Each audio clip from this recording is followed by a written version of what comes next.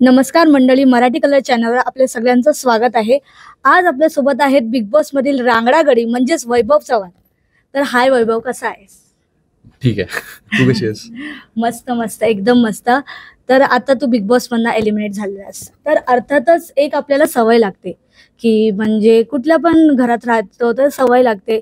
तर आता बिग बॉसच्या घरात तू होतास, तुला सवय लागली असेल बिग बॉसच्या आवाजाची, सदस्यांची. तर तू आता बाहेर येऊन बिग बॉसला मिस करतोयस का? डेफिनेटली मिस करतोय मी, कारण की जर ह्युमन नेचर आहे, सात सात दिवसाच्या वर आपण जर एखादी गोष्ट करतोय तर ते सवय लागते आपल्याला. सो मी तर 1.5 महिना होतो आतमध्ये आणि एक वेगळी सवय लागली होती तिथल्या घराची, तिथल्या सगळ्या गोष्टींची, तिथल्या लोकांची. सो नक्कीच मिस करतोय मी आणि आलो बाहेर. आता काय सदस्यांना कोणत्या मिस करतो सगळ्यात जास्त? नाही, मी सगळ्यांनाच मिस करतोय. असं काही पर्टिक्युलर सदस्य नाही आहेत, कारण की सगळे आपापल्या परीने वेगवेगळे होते. सगळ्यांचं बिहेवियर वेगळं होतं आणि मी जसं आतमध्ये पण बोललो की सगळ्यांकडून काही ना काहीतरी चांगल्या गोष्टी घेण्यासारख्या होत्या. सगळ्यांचे एक एक गोष्ट अशी आवडत होती मला की यार ही गोष्ट फक्त ह्यांच्याकडेच आहे, दुसऱ्याकडे कोणाकडे नाही.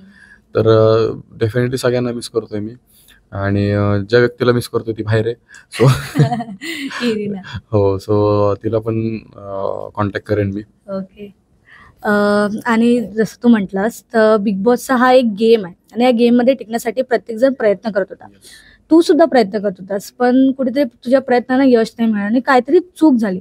तर तुला तुझ्या मते अशी कोणती ती चूक झाली जी तुझ्या एलिमिनेशनचं मुख्य कारण बनली? नक्कीच मी म्हणेन की चूक आता हे माझीच झाली आहे, ना की कोणाला ते ब्लेम करून मी हे नाही म्हणणार की ह्याच्या चुकीमुळे हे घडलं, त्याच्या चुकीमुळे ते घडलं. जर मला एवढ्या हिंट्स येत होत्या, भाऊ पण सांगत होते काही गोष्टी, आणि ते जर मला ते त्या पद्धतीने नाही टर्न करता आल्या तर ती डेफिनेटली माझी चूक आहे. आणि जर लोकांना ते नाही आवडलं तर लोकांनी मला इव्हिट केलं, बाहेर आणलं. सो मी म्हणेन की ठीक आहे, योग्य डिसिजन आहे लोकांचा. ऑडियन्स जे डिसिजन घेतं ते योग्यच असतं दरवेळेस. असं काही गरजेचं नाही की मी बरोबर आहे बाकीच्या चुकीचं असं म्हणण्यात. सो गोष्टी चुकल्या त्या ॲक्सेप्ट करतोय आणि गोष्टी आता इथून पुढे कशा नीट करता येतील त्याचा प्रयत्न करेन मी. आणि जेव्हा आता लास्ट म्हणजे तू रितेश देशमुख सोबत बाहेर आलास तर त्याआधी तर जेव्हा तू आता रितेश देशमुख सोबत बाहेर आला त्याआधी सगळ्या सदस्यांना क्लिप दाखवल्या गेल्या त्यांच्या घरच्यांच्या वगैरे, पण तुला ती क्लिप अशा दाखवल्या नाही गेल्या. तर ती एक हिंट होती आमच्यासाठी की तू बाहेर जाणार. तर तू बाहेर आलेल्या घरच्यांशी भेटलाच असशील, तर त्यांच्या रिॲक्शन्स कशा होत्या? नाही, ती क्लिप मला दाखवण्यात आली, बाहेर न दाखवण्यात आली. बट ऑब्विस, कारण मी बाहेर येणार होतो आणि त्यानुसार ते एडिटिंग केलं असेल त्यांनी. बट मला असं वाटते की ज्यावेळेस मी बाहेर आलो त्यावेळेस अजून घरच्यांना भेटलेलं नाहीये मी. अजून घरच्यांसोबत फोन कॉल पण झालेला नाहीये, कारण माझा फोनच घरी आहे आणि आल्यापासून मी हॉटेलवरतीच आहे. सो फक्त माझ्या मोठ्या भावाला कॉल झाला आणि त्यासोबत 5 मिनिटाचं फक्त बोलणं झालं. त्याच्यावरती अजून तर काही डिस्कशन नाही झालंय घरच्यांसोबत. पण मला असं वाटतं की घरच्यांना पण वाईट वाटलं असेल, कारण की जर मला एवढं मोठं गिल्ट आहे तर त्यांना किती मोठं असेल. फक्त मला असं वाटतं काही गोष्टी अशा घडू नयेत की माझ्यामुळे त्यांना त्रास व्हावा, किंवा माझा राग जो आहे लोकांमध्ये किंवा माझ्या काही गोष्टी खटकल्या असतील तर त्या फक्त घरच्यांपर्यंत नाही गेल्या पाहिजेत. एवढीच इच्छा आहे माझी. बाकी तुम्ही मला ज्या गोष्टी बोलायच्यात किंवा जे काही म्हणायचे ते बिनधास्तपणे म्हणू शकता. मी सुधारायचा प्रयत्न करेन त्याप्रमाणे. आणि तुझं प्रत्येक सदस्यांसोबतचे जे बॉन्डिंग आहे ते फक्त मी आता एक एक सदस्यांचं नाव घेईन, तर फक्त 1-2 वाक्यात ते मला सांग. तर Arbaaz. One sided friendship. Janhvi. Janhvi, अरे जान्हवी सोबत प्लेयर म्हणून कशी आहे ते पण सांग. ते वाघीण आहे म्हणेन मी. हो, कारण की ज्या पद्धतीने ती खेळते आता, जबरदस्त खेळते. आणि तू रिसेंटली डीपी दादा सोबत पण थोडा क्लोज होता. डीपी दादा सोबत खूप जास्त क्लोज झालो तुम्ही, कारण की खूप साऱ्या गोष्टी अशा होत्या की ना मी त्यांना म्हणजे नाही का नॉमिनेट करू शकतो ना मी त्यांना कॅप्टन्सी मधनं बाहेर करू शकतो, कारण की तेवढा बॉन्ड झाला होता माझा त्यांचा. सो मला ऍक्च्युली आवडेल ते जेवढं चांगलं खेळतील तेवढं मला त्यांना वर जाताना बघायला आवडेल. पॅडी दादा पॅडी दादा मला असं वाटतं की जेवढे जेन्युअन ते वागतायत आणि जेवढे जेन्युअन ते सूरज सोबत आहेत तर ते मला ऍक्सेप्ट करायला थोडंसं जड जाते. पण मला असं वाटतं मी खोटा ठरावा इथे पण, आणि ते खरंच जेन्युअन असावं, खरंच त्यांनी ते एफर्ट जे टाकलेत किंवा ते जे तसे आहेत तसे असावेत आणि मी माझ्या मनात जे डाऊट्स आहेत ते क्लिअर व्हावेत, हीच माझी इच्छा आहे. बाकी असं काही ग्रजेस वगैरे तर कोणासोबत नाही आहेत माझ्या. अंकिताला सांगेन की तिचं माझं बॉन्ड असं होतं की प्रत्येक गोष्टीत मला जज करायची, हा का असा करतोय, हा काय बोलणार आहे आता, किंवा हा काय करणार आहे असं. तर मी तिला म्हटलं पण होतं तू का मला जज करतेस म्हटलं.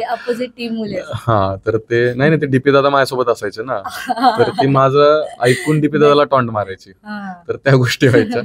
तर मी म्हणेन की तू चांगलं खेळतेस, तू फक्त स्वतःसाठी आता खेळ, कारण की ती स्वतःच टीम जास्त होते. कारण की तू जर स्वतःसाठी नाही खेळलीस तर माझ्यासारखं होऊन जाईल की मी स्वतःसाठी नाही खेळलो. तर तेवढं फक्त, कारण ती स्ट्रॉंग आहे, तेवढी मेंटली पण स्ट्रॉंग आहे आणि तिला गेम समजलाय. अभिजितला सांगेन की त्याचा माझा बॉन्ड असा होता की भांडणं तर होत होते आमचे, बऱ्याच गोष्टी एकमेकांना, स्टार्टिंगला तर आम्ही नॉमिनेट पण केलं एकमेकांना कारण की मला तो फेक वाटायचा, त्याला माझ्याबद्दल राग होता की तू मला का फेक म्हणतोयस वगैरे वगैरे सगळं झालं. पण नंतर झालं असं की माणूस चांगला आहे हे त्याला पण माहित होतं आणि मलाही माहित होतं की बाबा एकमेक आपण असं काही ग्रजेस नाहीयेत, पर्सनल नाहीये, तर तेवढं फक्त होतं. बाकी जास्त काही असं हे नाहीये त्यासोबत. चांगला आहे तो पण, तो जरी टॉप 5 मध्ये आला तरी मला आवडेल.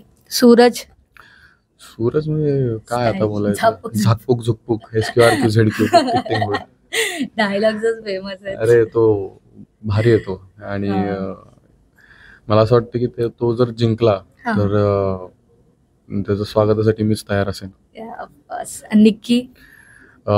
निक्कीला म्हणेन एक तर तू तर डुबशील आणि सगळ्यांना घेऊन डुबशील मला वाटतं 100%. आणि नवीन आलेला सदस्य वाईल्ड कार्ड संग्राम दादाला एवढंच सांगेन की मायासारखं खेळू नको.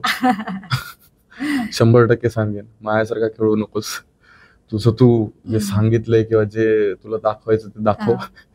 तू कुठेतरी कंट्रोल करायचा प्रयत्न करू नको स्वतःला, जे मी करत होतो आणि तिथे सगळ्या गोष्टी घडल्या. सो मला असं वाटतं तो माझ्यासारखं करेल, त्याच्यामुळे मला असं वाटतं तू करू नकोस, एवढंच मी सांगेन, बाकी काही नाही. आता तू तर बिग बॉसच्या घराला मिस करत असशील, आम्ही पण तुला आता बिग बॉसच्या घरात मिस करू.